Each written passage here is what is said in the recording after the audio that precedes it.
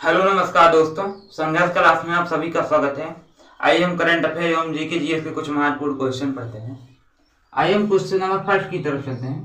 हमारा question number first है, हाल ही में वर्ष 2025 में अंतर्राष्ट्रीय बुकर पुरस्कार से किसे सम्मानित किया गया। तो देखते हैं कौन सा अंतर्राष्ट्रीय बुकर पुरस्कार।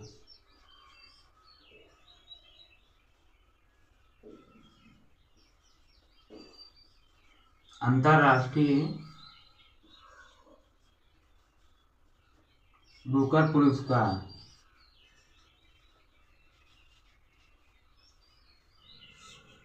शुरू कब से हुआ, ये मिलना शुरू कब से हुआ, ये 2005 से। अंतर्राष्ट्रीय बुकर पुरस्कार शुरू कब से हुआ, 2005 से मिलना शुरू हुआ। इस बार किस बुक को मिला 2025 में, इस बुक को मिला है 2025 में किस बुक को मिला है, तो ये मिला है हार्टलाइन।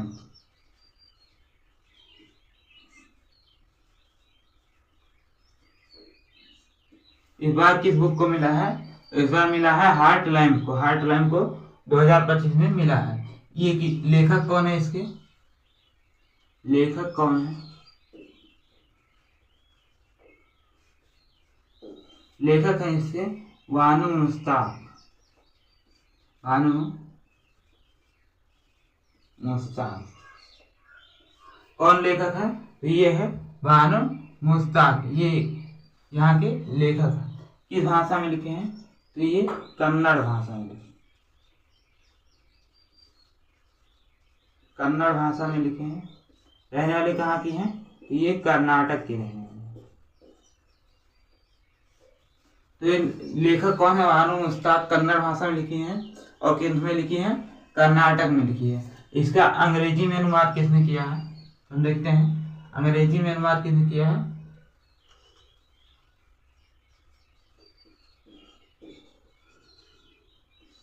अंग्रेजी में अनुवाद, तो इस बुक को अंग्रेजी में अनुवाद किसने किया है, वो किया है दीपा बिष्ट।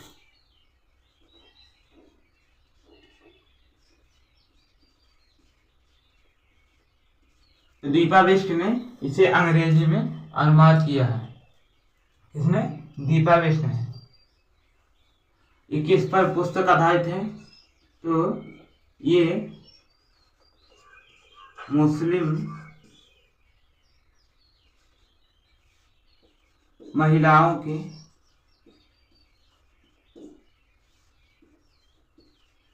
ये किस पर आधारित है, तो ये आधारित है मुस्लिम महिलाओं के रोजमर्रा का संघर्ष।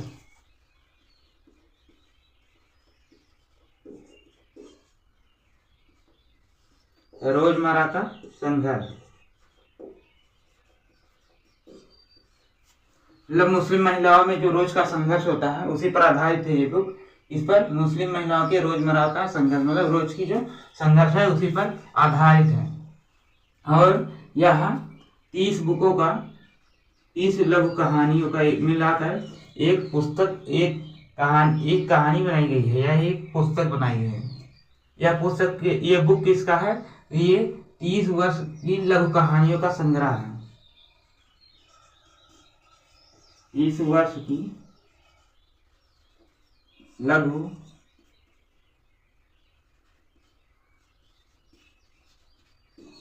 कहानियों का संग्रह। तो ये क्या है, ये 30 वर्ष की लघु कहानियों का संग्रह है। ये किसके लिए बना, मुस्लिम महिलाओं के रोजगार श्रम के संघर्ष पर है। और यह पहली बार हुआ है कि किसी लघु कहानी को बुकर पुरस्कार मिला है। तो ये फर्स्ट बार हुआ है,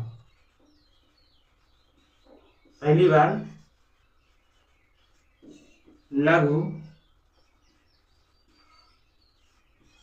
बार ये लघु कहानी को बुकर पुरस्कार मिला है।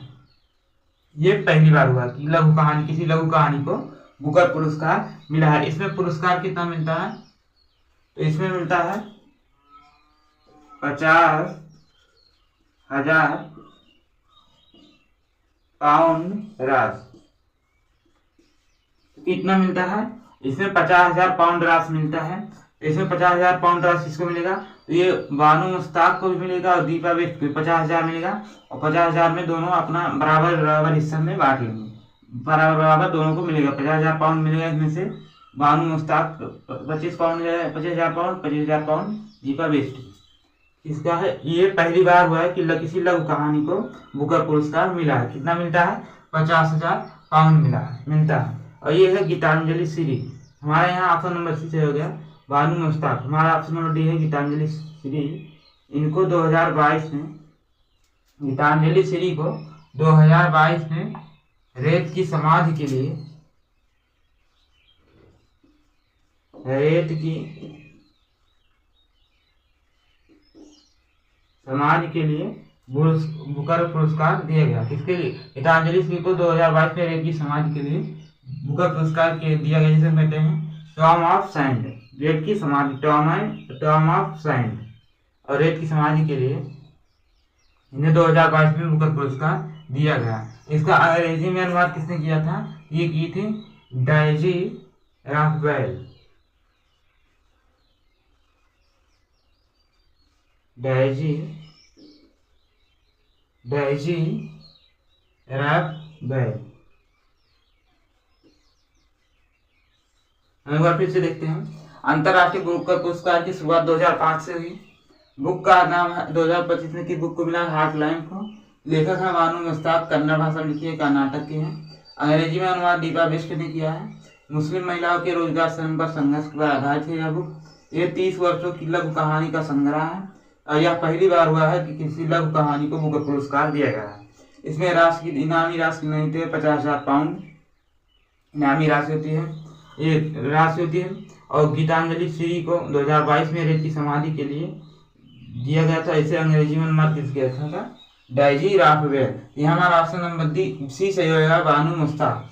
आइए हम क्वेश्चन नंबर 2 की तरफ चलते हैं। हाल ही में अंतर्राष्ट्रीय चाय दिवस कब मनाया गया है, हम देखते हैं कब मनाया गया। कौन, चाय दिवस, चाय दिवस, चाय दिवस कब मनाया गया है, ये मनाया गया है 21 मई को, 21 मई को। और इस बार की थीम क्या है, इस बार की थीम क्या है, इस बार की थीम है टी फॉर बेटर लाइफ।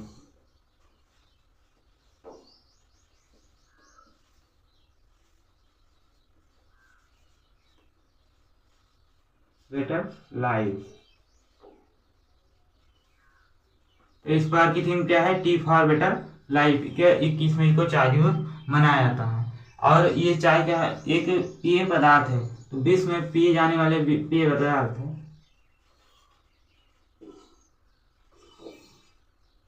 विश्व में पिए जाने वाले पेय पदार्थ देखते हैं। विश्व में पिए जाने वाले पेय पदार्थ,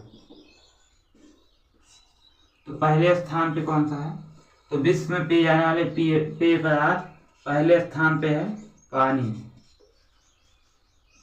और दूसरा कौन सा है, दूसरा है चाय।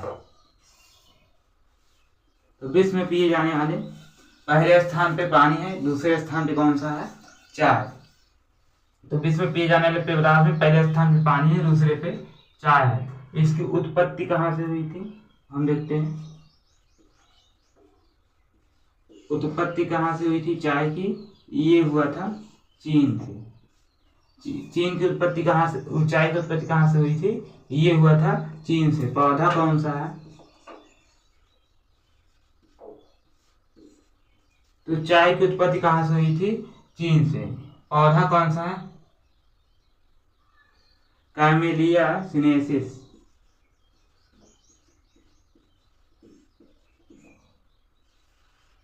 तो कौन सा पौधा है, तो ये हमारा है कैमेलिया सिनेंसिस।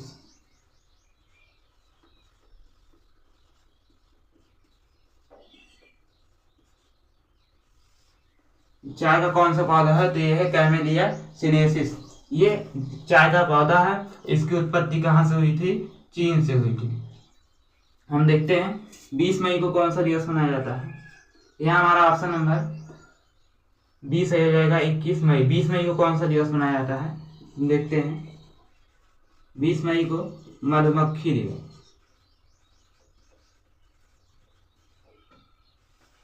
मधुमक्खी दिवस। और कौन सा दिवस मनाया जाता है, 20 मई को मधुमक्खी दिवस और माप पद्धति दिवस। और कौन सा, माप पद्धति दिवस।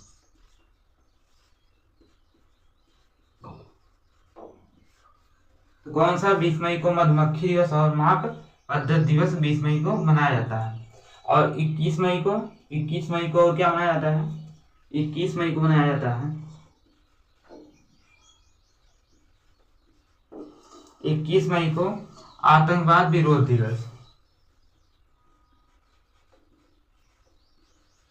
आतंकवाद विरोध दिवस क्यों मनाया जाता है 21 मई को, क्योंकि 21 मई के हमारे पूर्व पीएम राजीव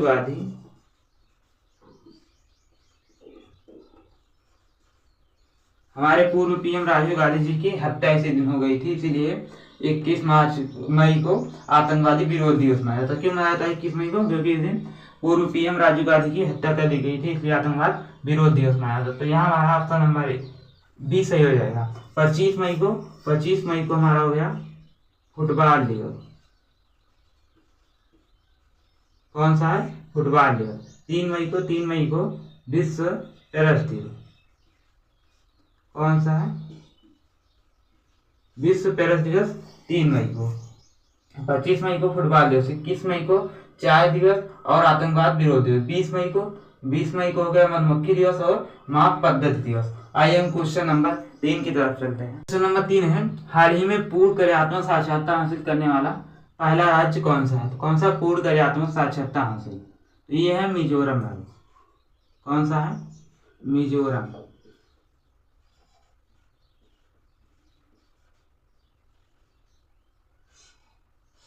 तो मिजोरम जो राज्य है ये पूर्ण कार्यात्मक साक्षरता हासिल करने वाला राज्य बन चुका है। यहाँ के सीएम कौन है,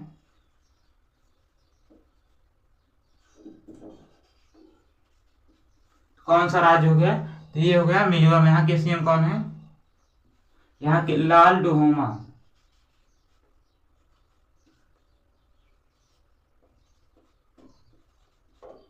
यहाँ के सीएम है। कहाँ के, मिजोरम यहाँ करने वाला पहला राज्य। और मिजोरम ने घोषणा कर दिया है, उन्होंने घोषणा किया है, कौन, लालडोहोमा ने घोषणा किया है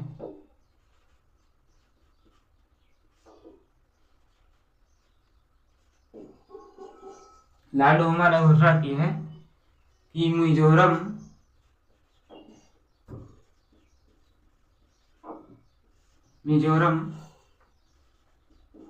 भारत का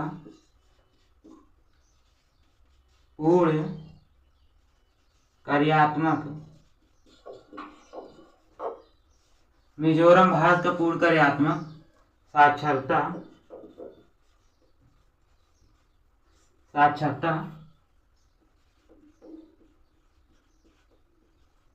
हासिल करने वाला पहला राज्य है। तो लालडोहोमा ने यह घोषणा किया है कि मिजोरम भारत का पूर्ण कार्यात्मक साक्षरता हासिल करने वाला पहला राज्य है। इसमें मतलब इसमें 95% लोग साक्षरता मतलब 95% लोग इसमें पढ़े लिखे हैं। पढ़े लिखे मतलब ये है 95% लोग इसमें शिक्षित हैं, मतलब 95% लोग साक्षरता है, मतलब ये पढ़ सकते हैं, ये पढ़ सकते हैं, पढ़ना हो गया मान लो। 95% जो लोग हैं ये पढ़ सकते हैं, लिख सकते हैं, पढ़ना हो गया, लिखना हो गया, और हो गया मैथ लगाना। ये 95% लोग साक्षरता है, मतलब ये पढ़ना जानते हैं, लिखना जानते हैं और मैथ लगाना। मैथ लगाना मतलब हो गया ये नहीं कि मतलब यही जैसे मैथ लगाना हो गया कि मतलब पैसे का हिसाब करें, जैसे 2 2 4 यही सब, मतलब जोड़ घटा यही सब, गुणा यही सब, मतलब छोटा बेसिक जानकारी में थी वही है। तो 55% लोग साक्षरता है, मतलब पढ़ना जानते हैं, लिखना जानते हैं, मैथ लगाना, मतलब जो पैसा का लेन देन, जोड़ घटाव। तो यह हमारा मिजोरम सही है, ऑप्शन नंबर सी सही हो जाएगा। कितने 95% लोग साक्षरता है। हम देखते हैं। और 2024 में पूर्ण कार्यात्मक साक्षरता, पूर्ण कार्यात्मक साक्षरता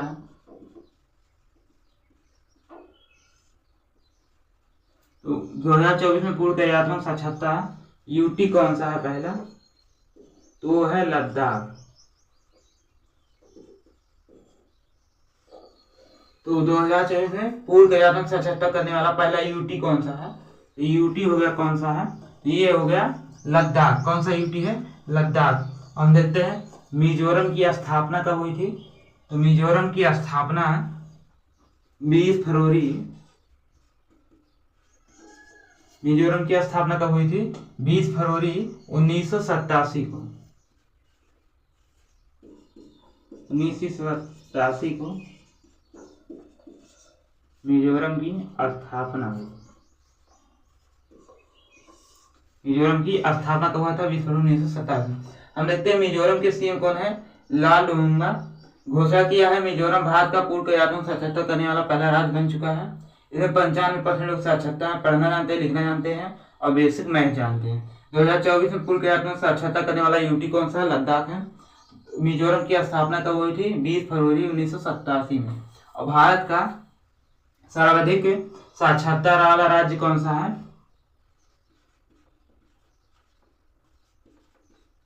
तो भारत का सर्वाधिक साक्षरता वाला राज्य कौन सा है, ये है केरल। कौन सा है, केरल है। सर्वाधिक साक्षरता वाला राज्य कौन सा है, केरल है। और सबसे कम साक्षरता वाला राज्य ये है बिहार। सर्वाधिक साक्षरता वाला राज्य केरल है, सबसे कम साक्षरता वाला राज्य कौन सा है, बिहार। तो यहाँ हमारा ऑप्शन नंबर सी से हो जाएगा, मिजोरम ने यह घोषणा किया है। आइए हम क्वेश्चन नंबर 4 की तरफ चलते हैं। क्वेश्चन नंबर 4 है, भारत की पहली विस्टाडोम जंगल सफारी ट्रेन कहाँ प्रारंभ हुई। तो हम देखते हैं कहाँ प्रारंभ हुई, तो यहाँ उत्तर प्रदेश में प्रारंभ हुई। कहाँ, यूपी में। तो यूपी में प्रारंभ हुई कौन सी, ये भारत की पहली, यूपी में शुरुआत हुई भारत की पहली विस्टाडोम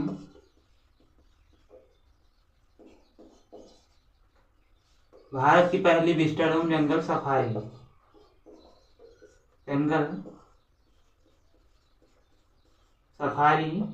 ट्रेन। तो भारत, यह उत्तर प्रदेश में चालू हुई। भारत की पहली विस्टाडोम जंगल सफारी ट्रेन कहाँ चालू हुई, भारत में। ये कैसा है, ये कांच का है। इसमें कांच का प्रयोग अधिकतर किया गया है, पारदर्शी बनाया गया कांच का प्रयोग करके, ताकि क्या, बाहर का नजारा देखने के लिए।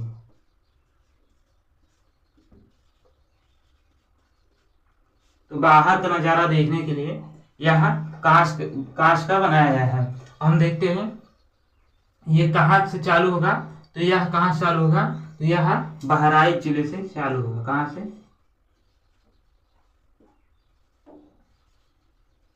बहराइच जिले से चालू होगा। कहाँ से चालू होगा, उत्तर प्रदेश के बहराइच जिले से चालू होगा। कहाँ से, बहराइच जिले से चालू होगा। बहराइच जिले से कहाँ चालू होगा, ये कतारनिया, कहाँ से, कतारनिया घाट से।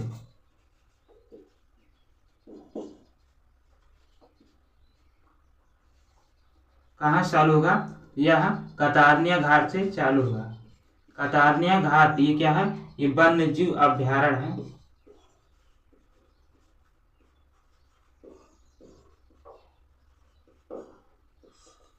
तो यहाँ कतारनिया, बहराइच जिले के कतारनिया घाट से चला जाए, ये क्या है, वन्य जीव अभ्यारण्य है। यहाँ से क्या होगा, यहाँ से ये शुरू होगा, उसके बाद कहाँ जाएगा, यहाँ से चालू होगा कतारनिया घाट से, उसके बाद किशनपुरा,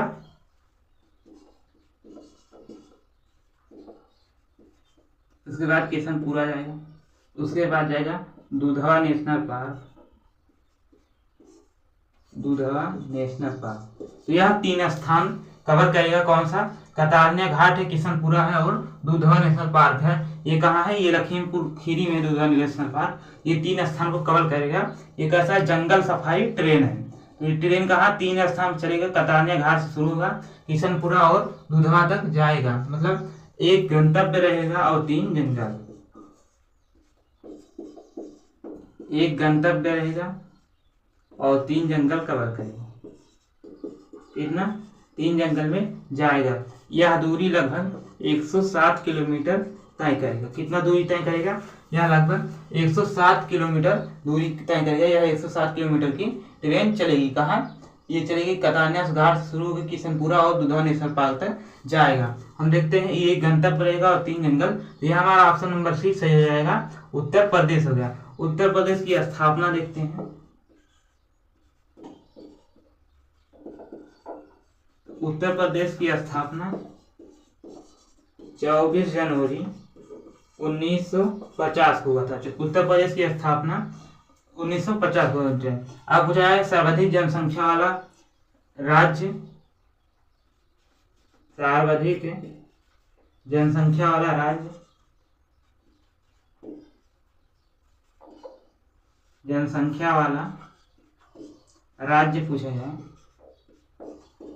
तो सर्वाधिक जनसंख्या वाला राज्य ये कौन सा? ये भी उत्तर प्रदेश हो जाएगा। अगर पूछा जाए सर्वाधिक विधान परिषद सीट, विधानसभा, राज्यसभा और लोकसभा सीट कहाँ पाई जाती है? तो भी उत्तर प्रदेश होगा। उत्तर प्रदेश के स्थान को 24 जनवरी 1950 को। और यह भारत की पहली इस विस्टाडोम जंगल सफारी ट्रेन कहाँ चालू हुआ? यह भी उत्तर प्रदेश से चालू हुआ। आइए हम क्वेश्चन नंबर 5 की तरफ चलते हैं। 5 है, हाल ही में इंटेलिजेंस ब्यूरो का मुख्य किसे नियुक्त किया गया? तो हम देखते हैं इसकी स्थापना कब हुई थी? इंटेलिजेंस ब्यूरो की स्थापना कब हुई थी? तो ये 1887 में। 1887 में इसकी स्थापना हुई थी। और यह नाम कब आया? इंटेलिजेंस ब्यूरो, इसका नाम कब पड़ा? और 1920 में 1920 में इंटेलिजेंस ब्यूरो नाम पड़ा। पहले इसका नाम इंटेलिजेंस ब्यूरो नहीं था।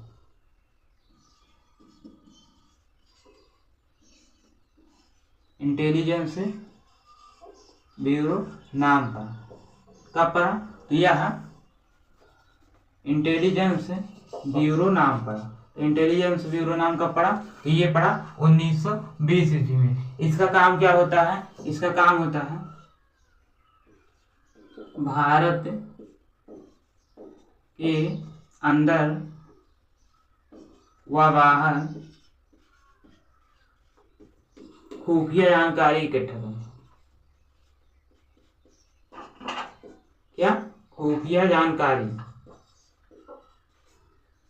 तो भारत के इसका काम क्या? भारत के अंदर व बाहर खुफिया जानकारी एकत्रित करना या खुफिया जानकारी निकालना। लेकिन 1968 में इसी से 1968 में इससे आईबी से इंटेलिजेंस ब्यूरो से एक अलग स्थापना हुई। कहाँ हुआ? रा की स्थापना। इसकी स्थापना हुई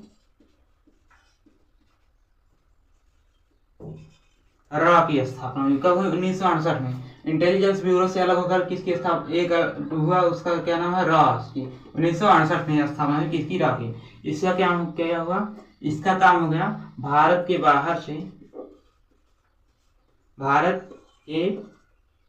बाहर की खुफिया जानकारी कहते हैं। खुफिया जानकारी। तो इंटेलिजेंस ब्यूरो से अलग होकर क्या? रा की स्थापना 1968 अलग होकर रा की स्थापना हुई। कब हुई? 1968 में। इसका क्या काम हुआ? भारत के बाहर की खुफिया जानकारी एकत्रित करना। अब इसका इंटेलिजेंस ब्यूरो का क्या काम हो गया? इंटेलिजेंस ब्यूरो का काम हो गया भारत की अंदर की जानकारी एकत्रित, खुफिया जानकारी। भारत के अंदर की खुफिया जानकारी एकत्रित करना। खुफिया जानकारी। तो बाहर के लिए रॉ की स्थापना हो गई और अंदर के लिए कौन रह गया, इंटेलिजेंस ब्यूरो। इसका क्या काम हो गया, भारत के अंदर की खुफिया जानकारी एकत्रित करना। हम देखते हैं इसके हेड कौन है, इसके अध्यक्ष कौन है, तो इसके अध्यक्ष कौन है, तो इसके अध्यक्ष है तपन कुमार डेका। कौन है, आईपीएस है तपन कुमार डेका। तो कौन, तो इसके हेड कौन है, अध्यक्ष आईपीएस तपन कुमार डेका। इनके कार्यकाल में 1 वर्ष का कार्यकाल बढ़ा दिया गया। तो इनका कार्यकाल 1 वर्ष के लिए बढ़ा दिया गया। इसका अध्यक्ष कौन है, आईपीएस तपन कुमार डेका। इनका कार्यकाल पूरा होने वाला था तो इनका कार्यकाल 1 वर्ष के लिए बढ़ा दिया गया। कौन है, तपन कुमार डेका। तो यहाँ हमारा ऑप्शन नंबर सी सही होगा। कौन है, तपन कुमार डेका। हम देखते हैं अजय कुमार कौन है, ये यूपीएससी के, अजय कुमार कौन है, ये यूपीएससी के चेयरमैन है। यूपीएससी के चेयरमैन कौन है, अजय कुमार। ये कौन, BR गवई कौन है, तो ये 52वें नंबर के मुख्य न्यायाधीश हैं।